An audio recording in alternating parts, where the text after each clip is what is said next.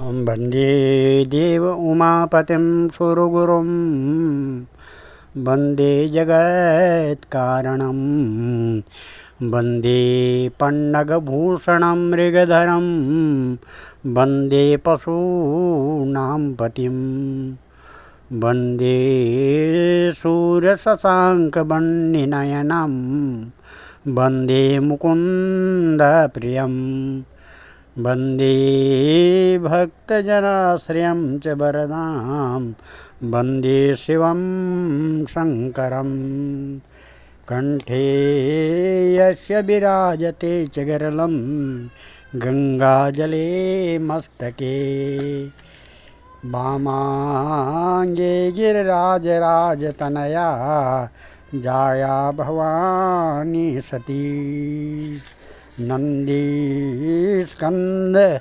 गणनाथ सहितं श्रीकेदारनाथं प्रभु श्रीकेदाराञ्चल संस्थिता हि सततं कुर्यात् सदा मङ्गलम्। ओम नमः शिवाय, ओम नमः शिवाय, ओम नमः शिवाय नमः।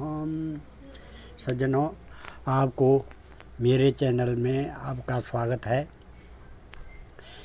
आज मैं शिव पुराण रुद्र संहिता के दूसरे अध्याय की कथा कह रहा हूँ, जिसमें नारद जी का तप करना, इंद्र द्वारा कामदेव को भेजना और कामदेव का असफल होकर लौटना, इस कथा के बारे में आप सुनेंगे, जो इस प्रकार है। ऋषिगणों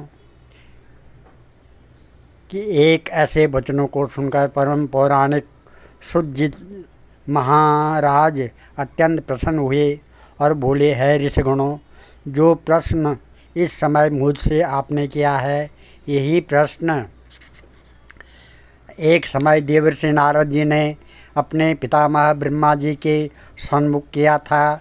देवर्षि नारद जी को जो कुछ ब्रह्मा जी ने बताया था, वही सब अब मैं आपके सामने कहता हूँ, सुनो।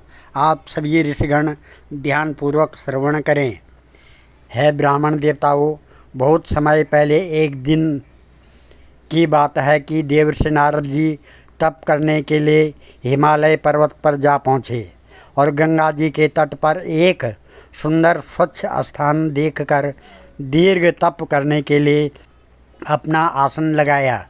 जब बहुत समय तप करते हो गया, तब उस समय इंद्रलोक के स्वामी श्री इंद्रदेव बहुत चिंतातुर हो अपने मन में विचार करने लगे कि देवर्षि शायद मेरे सिंहासन के लिए दीर्घ तप करने लगे हैं, इसलिए मुझको अपने सिंहासन की रक्षा के लिए कोई विचार कर कदम उठाना चाहिए, अन्यथा मेरे यह सिंहासन देवर्षि छीन लेंगे।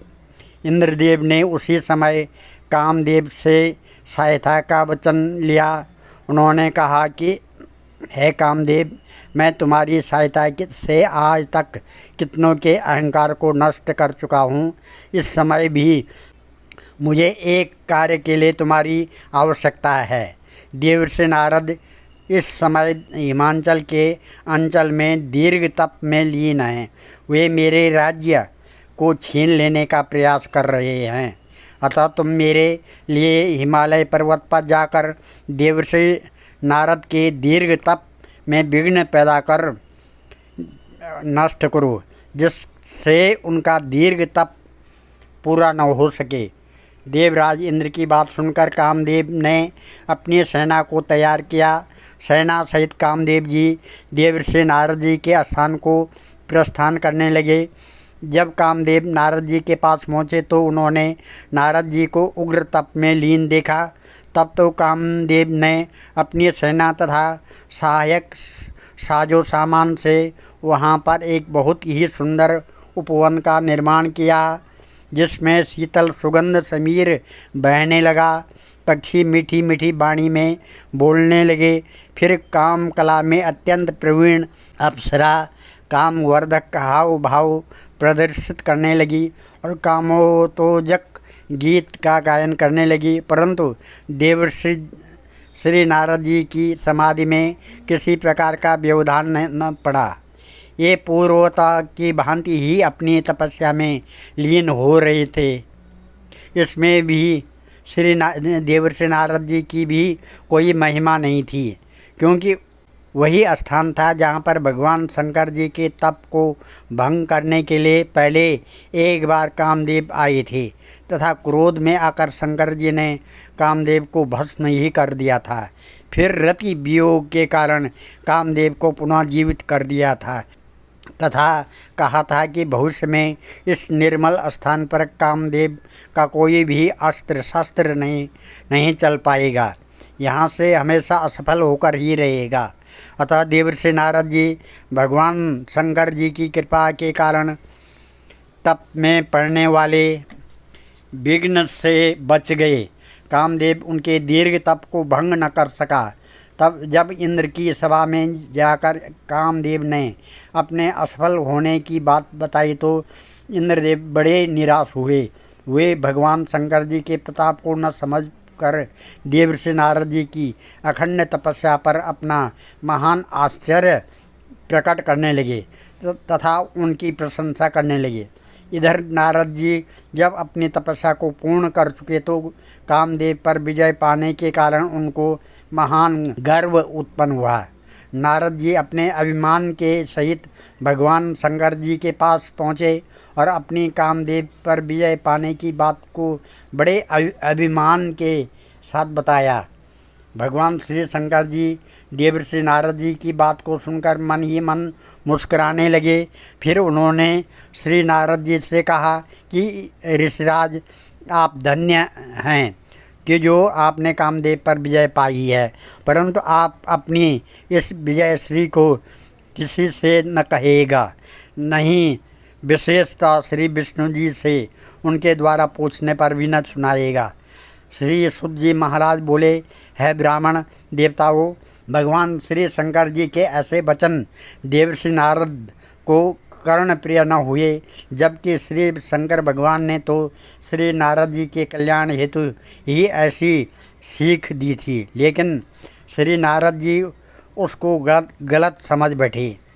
देवर्षि नारद श्री शंकर जी के पास से सृष्टि रचिता श्री ब्रह्मा जी के पास पहुँचे तथा वहाँ पर भी बड़े अभिमान के साथ कामदेव पर विजय पाने की सफलता का बखान किया।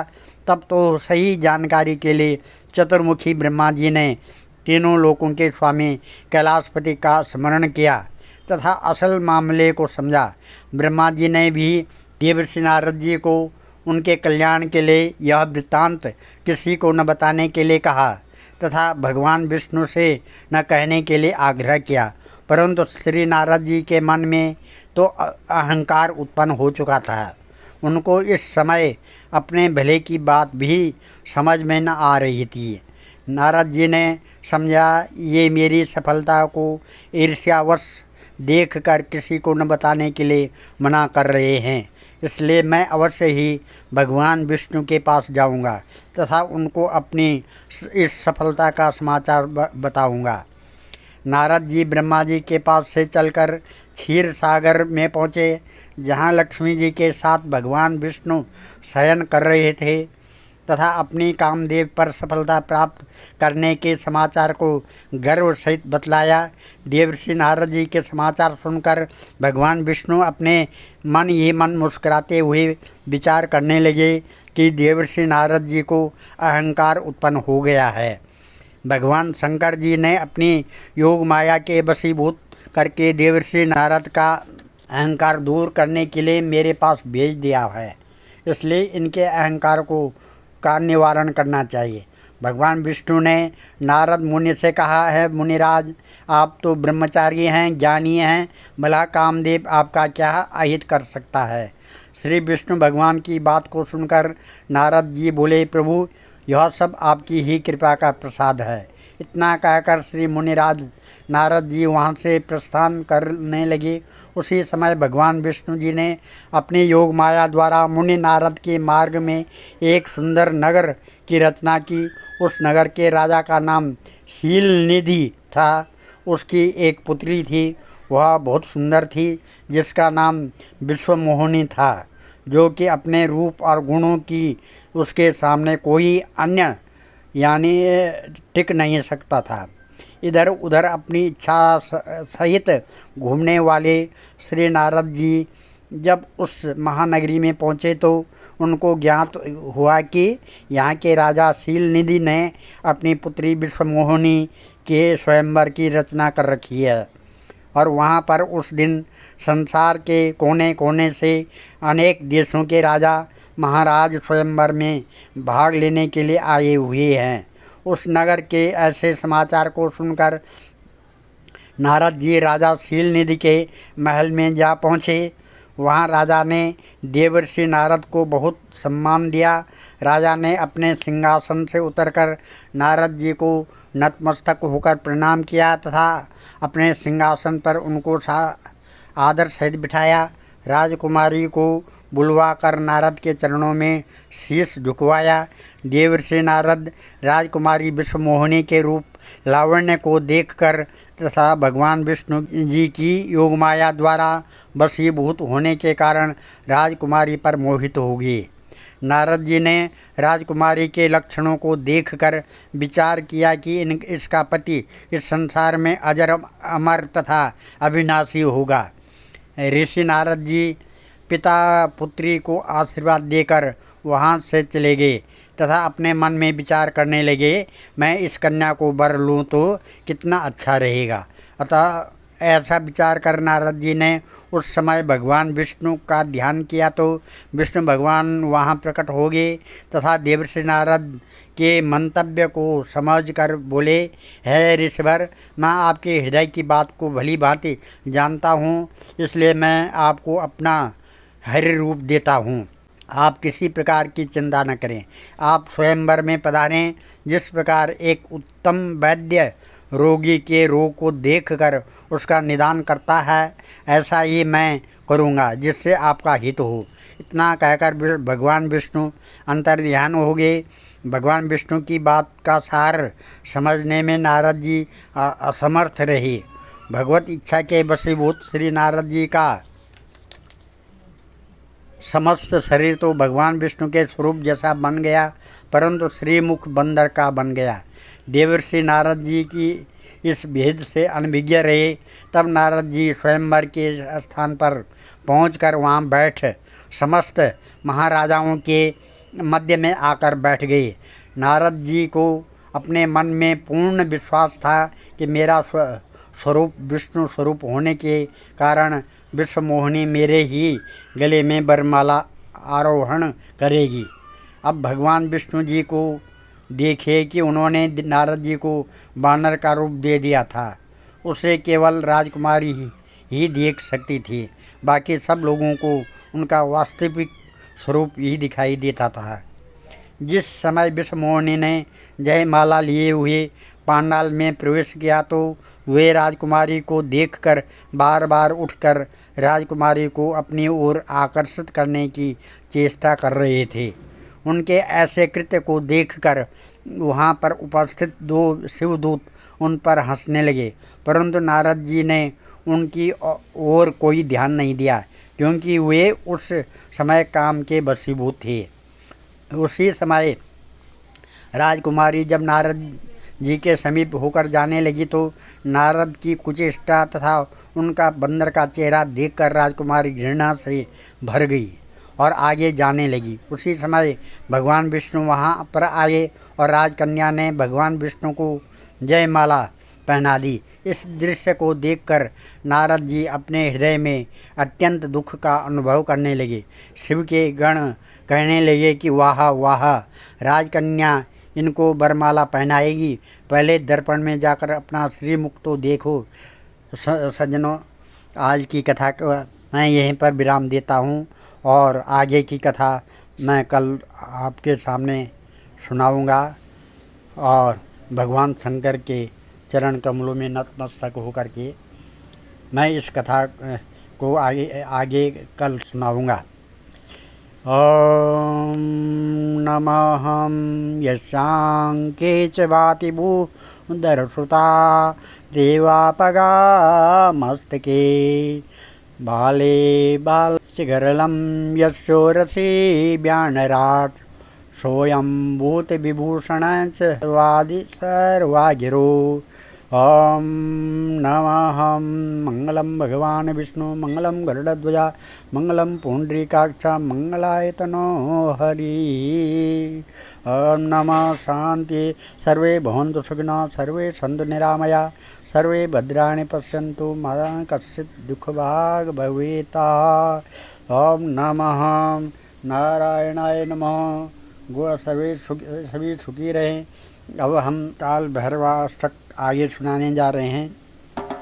देवराज सेव्यमान पावनान्द्रिपङ्कजं व्यालयज्ञसूत्र इन्दुशेखरं कृपाकरं नारदादियोगवृन्दवन्दितं दिगम्बरं काशिकापुरादिनाथ कालभैरवं भजे भानुकोटिभास्वरं भवाब्दितारकं परं नीलकण्ठमेप्सतार्थदायकं त्रिलोचनं कालकालमम्बुजाक्षमक्षशूल अक्षरं काशिकापुरादिनाथ कालभैरवं भजे शूलटङ्क पाशदण्ड पाणिमादिकारणं श्यामकाय आदिदेव अक्षरं निरामयं भीमविक्रमं प्रभुं विचित्रताण्डवप्रियं काशिकापुरादिनाथ कालभैरवं भजे भुक्तिमुक्तिदायकं प्रशस्तचारुविग्रहं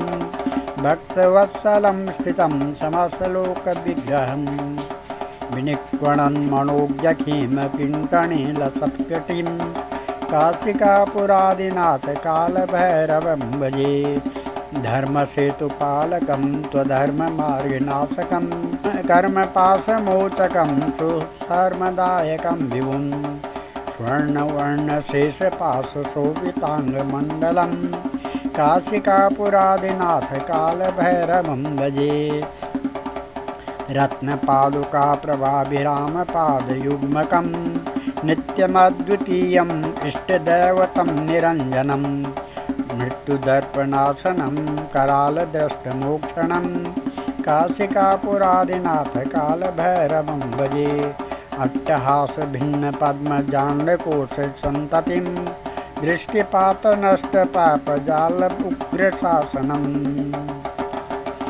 अष्टसिद्धिदायकं कपालमालिकन्दरं काशिकापुरादिनाथ कालभैरवं भजे भूतसङ्गनायकं विशालकीर्तिदायकं काशीवासलोकपुण्यपापशोधकं विभुं नीतिमार्गकोविदं पुरातनं जगत्पतिं काशिकापुरादिनाथ कालभैरवं भजे कालभैरवाष्टकं पठन्ति ये मनोहरं ज्ञानमुक्तिसाधनं विचित्रपुण्यवर्धनं शोकमोहनलोभ कोपतापनाशनं प्रयान्ति कालभैरवान्द्रि सन्निधिं नरां ध्रुवम्।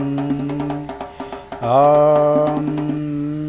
वन्दे देव उमापतिं सुरगुरुं वन्दे जगत्कारणं वन्दे पन्नगभूषणं मृगधरं वन्दे पशूनां पतिं वन्दे सूर्यशशाङ्कवह्निनयनं वन्दे मुकुन्दप्रियं वन्दे भक्तजनाश्रयं च वरदां वन्दे शिवं शङ्करम्।